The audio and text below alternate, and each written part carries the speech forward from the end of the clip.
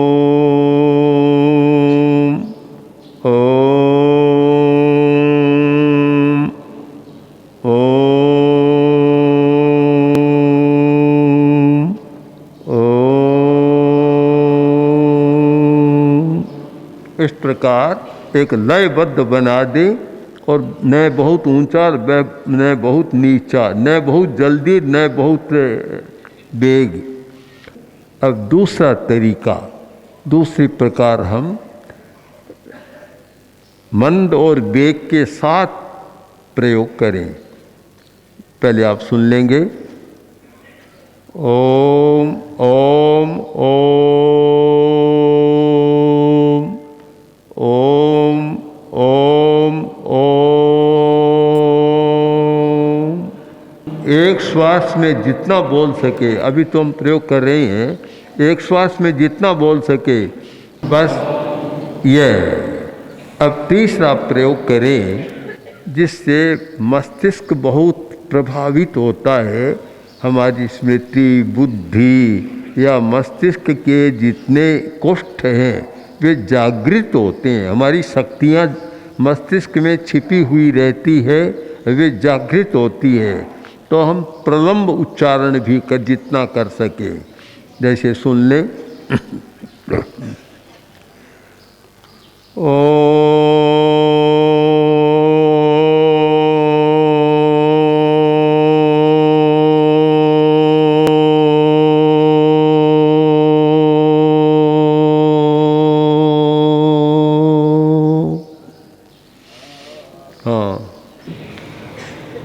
तनाव बहुत सारी बीमारियां पैदा करता है। मन में कोई विचार आया, टेंशन हो गया, आजकल तनाव का तो युग है, होता रहता है। और वह तनाव सबसे ज़्यादा हृदय को कमज़ोर बनाता है, और इसीलिए आज की दुनिया में भयंकर बीमारियों में और जल्दी मारने वाली बीमारियों में हार्ट हो रहा है, हार्ट फेल, हार्ट ट्रबल, ये सब हो रहा है। और अभी जो अपने डॉक्टर हैं, हार्ट के विशेषज्ञ, बताते हैं कि एक वर्ष में 10 करोड़ आदमी हिंदुस्तान में हार्ट की बीमारी से पीड़ित होने वाले हैं, और बहुत सारे युवक चले जाते हैं। अगर यह प्रयोग करें तो हार्ट और मस्तिष्क दोनों की बहुत अच्छी स्थिति बनती है, क्योंकि रक्त का संचार पूरे शरीर में ठीक हो जाता है और अच्छे प्रकंपन हो जाते हैं। तो ये आध्यात्मिक चिकित्सा। अब आध्यात्मिक चिकित्सा के रहस्य को भी समझ लें। ओंकार ब्राह्मण परंपरा में, वैदिक परंपरा में भी बहुत चलता है, प्रमुख है उनकी। बौद्ध परंपरा में भी कम है ओंकार, किंतु जैन परंपरा में भी है। और मैंने जब जब सुना, आचार्य विद्यानंद जी प्रवचन करते हैं तो ओंकाराय नमो नमे, ये प्रथम, जैसे मैं नमस्कार महामंत्र बोलता हूँ, वे ओंकाराय नमो नमे। और चौबीसी बहुत बाइयाँ भी जानती हैं। चौबीसी का प्रारंभ किससे होता है? देखिए, जयाचार्य ने चौबीसी बनाई। चौबीसी का जो पहला दोहा है, ओम नमे अरिहंत अतनु आचारज उवझाय मुनि पंच परमेष्ठिये ओंकार रे माय। ओम में पंच परमेष्ठी है। हम ओम का जप करते हैं, इसका मतलब पंच परमेष्ठी का एक साथ जप कर रहे हैं। नमो अरहंताणम बोलते हैं तो अरहत का जप करते हैं। नमो सिद्धानम बोलते हैं तो सिद्ध का करते हैं। 5 पदों में एक एक पद बोलते हैं तो एक एक का करते हैं। जब ओम का करते हैं तो पांचों का एक साथ। इसका सबसे पहला अच्छा प्रमाण देखिए, फिर सुने ध्यान से कि 24 का पहला दोहा जयाचार्य ने लिखा है, ओम नमे अरिहंत अतनु। अरिहंत, अतनु माने सिद्ध, जिनके तन नहीं, शरीर नहीं है, अरिहंत सिद्ध। तीसरा आचार्य उवझाय, आचार्य और उपाध्याय, मुनि पंच परमेष्ठिये ओंकार रे मां। पांचों परमेष्ठी ओंकार में आ गया। और बनता भी ऐसे, ए व्याकरण की दृष्टि से ए अरिहंत का आ गया, अतनु का ए, दोनों मिलाए तो आ, आचार्य का फिर मिलाए तो आ, उपाध्याय का ऊ, जब व्याकरण के नियम से हो गया ओ, मुनि का मैं बन गया ओ। तो ये पंच परमेष्टि का है और यह स्वास्थ्य के लिए और खासकर जो ब्लड प्रेशर, हार्ट की बीमारी या मस्तिष्क की दुर्बलता, अपस्मार, मृगी, ये व्याधियां हैं, उनकी चिकित्सा करते हैं। तो साथ साथ में आध्यात्मिक चिकित्सा, तो ओंकार आध्यात्मिक चिकित्सा का एक मंत्र है। जैसे एक दिन बताया था, आध्यात्मिक चिकित्सा का एक मंत्र है अरहम, वह भी बहुत शक्तिशाली मंत्र है। और दूसरा मंत्र है ओम। जो लोग वृद्ध हो चुके, 60-70 पार कर चुके और बहुत कुछ काम नहीं कर सकते, वे, चाहे हमारी वृद्ध साध्वियाँ हैं, स्थिरवास की साध्वियाँ हैं और ज़्यादा लिखाई पढ़ाई और काम नहीं हो सकते, तो अगर वे लोग दिन में 2 घंटा 3 घंटा का समय दिन रात में इन प्रयोगों में लगा दे, तो ऐसे रसायन पैदा होंगे कि उनको इतना आनंद आएगा कि फिर कोई बात अच्छी नहीं लगेगी। एक रसायन पैदा होगा। सुख कहाँ से मिलता है?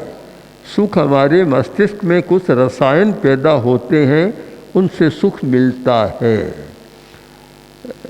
शरीर शास्त्र को जानने वाले जानते हैं कि जब कोई ज़्यादा रोगी होता है तो उसे ये क्या इंजेक्शन देते हैं, अफीम का इंजेक्शन देते हैं, जिससे कि एक बार पीड़ा शांत हो जाए। और हमारे मस्तिष्क में एक रसायन हम पैदा कर सकते हैं जिसका नाम है एंडोर्फिन। एंडोर्फिन नाम का रसायन पैदा कर देते हैं। तो जब वह रसायन पैदा होता है, सारी पीड़ा समाप्त हो जाती है और ध्यान ही नहीं रहता पीड़ा का। ऐसे बहुत सारे श्रावक हुए हैं। राजल देसर के चानमल जी वैद, वे इतने इसमें जप और ध्यान में लीन होते कि उनका बड़ा ऑपरेशन कर दिया बिना सूंघनी सूंघाई। मैंने और संतों को भी देखा है। तो हम और विशेषतः हमारे साधु साधियों के लिए बहुत आवश्यक है कि चिकित्सा कराएं। गुरुदेव बहुत बार कहते कि मैं दवा लेने की मना नहीं कर रहा हूँ, तो मैं भी नहीं कर रहा हूँ। दवा लेनी पड़ती है, सब कुछ कराना पड़ता है, किंतु उसके साथ साथ दोनों रखें कि औषधीय चिकित्सा तो साथ में आध्यात्मिक चिकित्सा, और आध्यात्मिक चिकित्सा के लिए इनका प्रयोग करें। दूसरी बात, अब बूढ़ा हो गया, रात कैसे बीते, नींद कम आती है। बूढ़ों को नींद कम आती है, मेरा अनुभव नहीं है ये, तो कहते हैं लोग कि बूढ़ों को नींद कम आती है। और दिन भी बड़ा होता है, पूरा पढ़ भी नहीं सकते, आंखें भी कमज़ोर और भी नहीं कर सकते। बैठे बैठे क्या करें? कुछ नहीं करेंगे तो फिर नकारात्मक विचार, बुरे विचार, दुख, चिंता, ये सारे सताएंगे। अगर इसमें लग जाए, ये प्रयोग करने लग जाए, अरहं का प्रयोग, ओम का प्रयोग, और भी शायद संभवतः बता सकें तो इतना आनंद आएगा कि न कोई बात की ज़रूरत, न किसी दूसरे आदमी की ज़रूरत, न और कोई ज़रूरत। भीतर से इतना आनंद प्रकट होगा, उसे बाहर की बात अच्छी नहीं लगेगी। तो इसलिए आवश्यक है कि हम धर्म के द्वारा लाभ उठाएं। लाभ उठाते हैं लोग, बहुत उठाते हैं। अब श्रद्धा का ये लाभ देखिए कि अभी मर्यादा महोत्सव के अवसर पर देखा कि ऐसे बूढ़े लोग आए कि इतनी दूर से कैसे आए, आश्चर्य होता है। पर एक श्रद्धा का भी आनंद है उनमें। तर्क में आनंद नहीं होता, तर्क में तो और कुछ होता है। तर्क में तो शुष्कता, हमारे तर्क शास्त्र में या औरों में दर्शन शास्त्र में कहा जाता है कि तर्क है रुक्षता। इसलिए कभी जीवन व्यवहार में तर्क मत करो। तर्क करनी हो तो दर्शन के क्षेत्र में करो, कोई तत्व की मीमांसा करनी हो तो। व्यवहार में कभी तर्क मत करो, व्यवहार में तो अच्छी तरह से मेल मिलाप करो, वहाँ तर्क काम नहीं देगा। क्योंकि तर्क में भी एक विचित्र बात होती है, तर्क सब जगह लागू नहीं होता। लड़का आया और स्कूल से आया धूप में एकदम पसीने से तरबतर, घर पर आया आकर धूप में जाकर खड़ा हो गया। माँ ने कहा रे क्या कर रहा है, इतनी धूप से आया और छाया में छाया में खड़ा हो जा, वहाँ क्यों हुआ? कि माँ पसीना सूखा रहा। माँ ने कहा धूप में पसीना कैसे सूखेगा, कि तुम रोज़ कपड़ा सुखाती हो ना। तर्क तो अच्छा है, बिल्कुल तर्क तो बराबर लागू होता है। पर धूप में कपड़ा तो सूख सकता है, पर शरीर का पसीना नहीं सूख सकता। तो तर्क का एक क्षेत्र है, सीमा है। सब जगह तर्क लागू नहीं होता और उपयोग भी नहीं होता। और ऐसे विषय हैं जो तर्कातीत, तर्क जहाँ पहुँचता भी नहीं है, इतने सूक्ष्म विषय है जहाँ तर्क काम नहीं देता। तो हम तर्कातीत होकर और व्यवहार को तो मृदु बनाए, मधुर बनाए और प्रयोग के द्वारा अपने भीतर से आनंद पैदा करें। हमने प्रेक्षा ज्ञान के संदर्भ में हजारों बार कहा होगा, इतने वर्षों में पता नहीं कितनी बार कहा कि भीतर देखो, भीतर देखो, भीतर देखो। तो कुछ लोग आ जाते हैं कि आखिर भीतर है क्या, क्या देखें? तो मैंने कहा बाहर है क्या? बाहर क्या है? तुम आँख से देखते हो, आँख भीतर है कि बाहर है? कान से सुनते हो, कान तुम्हारे भीतर, कान की जो नर्व है, आँख की नर्व है, भीतर है कि बाहर है? इनसे नहीं दिखाई देता हमें। जो ऑप्टिक नर्व है उससे दिखाई देता है, जिसकी वह सूख जाती है। आँख बिल्कुल ठीक है, दिखाई नहीं देता। कान बिल्कुल ठीक है, बहरा हो गया, वह नर्व सूख गई। तो सारा है तो भीतर ही भीतर है, बाहर तो प्रकट हो रहा है। सुख भी सारा भीतर है, उसका हम अनुभव करें।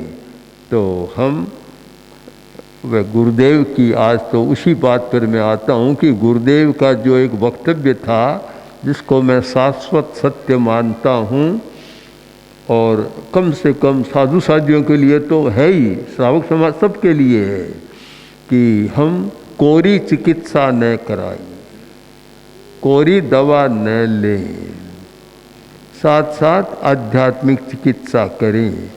हॉस्पिटल में भी जो लोग हैं, जाते हैं, भर्ती होते हैं, होना पड़ता है, उनको वहाँ अगर सुनाने का मौका मिलता है तो बहुत आनंद में रहते हैं। और ऐसे प्रसंग मेरे सामने तो अनेक आ गए कि कुछ सुनाया, ठीक हो गया, डॉक्टर ने कहा यह कैसे हुआ, चमत्कार हो गया, ये संभव नहीं था। ऐसे अनेक प्रसंग आए हैं। अगर हम पूरे लिखे नहीं तो पुस्तक बन जाए। डॉक्टरों ने आश्चर्य किया कि ये कैसे हुआ, यह तो कोई आपका चमत्कार, हम नहीं जानते, इस बात हमारे पास ये विद्या नहीं है। तो इसलिए यह एक धर्म से हम लाभ उठाए। हर व्यक्ति, श्रावक श्राविका, साधु साध्वी के मन में रहे कि कोरे हम बाहर पर निर्भर न रहें, हमारे भीतर बहुत सुख है, आनंद है, उसको भी हम प्रकट कर सकें और प्रकट करने की विधि को जान लें। ओम आनंद। ओम श्री महाप्रज्ञ गुरवे नमः। ओम श्री महाप्रज्ञ